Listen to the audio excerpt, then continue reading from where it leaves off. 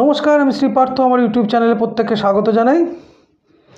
জন্ম থেকে তৃতীয় ভাবকে আমরা পরাক্রমের ভাব বলে থাকি এবং এই ভাবটা খুব গুরুত্বপূর্ণ ভাব, কারণ তৃতীয় ভাবের সঙ্গে আমাদের ভাগ্যের ভাব অর্থাৎ নবম ভাবের সরাসরি একটা সংযোগ আছে, কারণ তৃতীয় ভাবের সপ্তম ভাবই হলো নবম ভাব।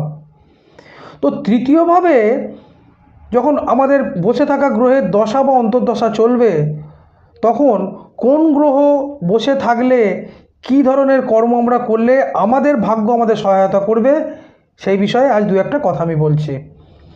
আপনার তৃতীয়ভাবে যদি রবি বসে থাকে, তাহলে সেক্ষেত্রে সূর্যকে বা রবিকে আপনারা জল অর্ঘ্য দিন।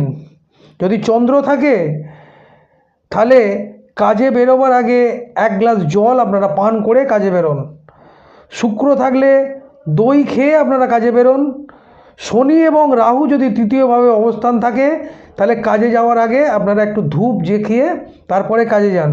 যদি মঙ্গল থাকে, একটি বাতি আপনারা জেলে তারপরে আপনারা নিজেদের কাজে যান।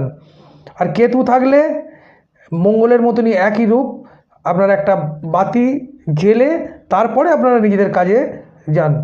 আর বৃহস্পতি থাকলে ওম নমঃ শিবায় মন্ত্রটি জপ করে কাজে বেরোন, এবং বুধ থাকলে ওম বিষ্ণবে নমঃ এই মন্ত্রগুলি জপ করে আপনারা নিজের কাজে বেরোন।